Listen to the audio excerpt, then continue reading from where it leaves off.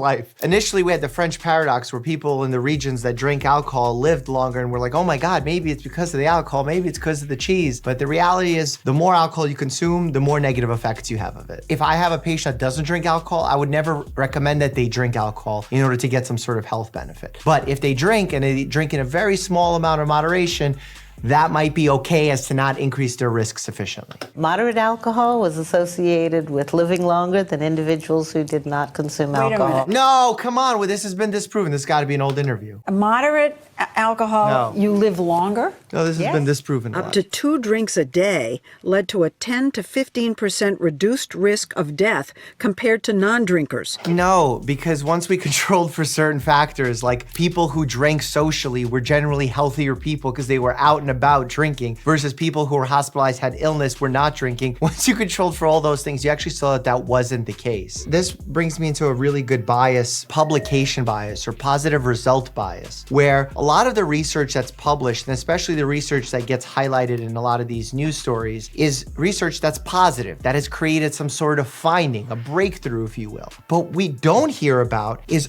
all of the studies that find negative results, that show things don't work. And those studies are equally as important, if not more important. We're only hearing about why this specific 100-year-old lived for so long, but all the other 100-year-olds that took vitamins that we've never heard from, we don't know what they did. Which meat temperature is optimal? Click here to find out, and as always, stay happy and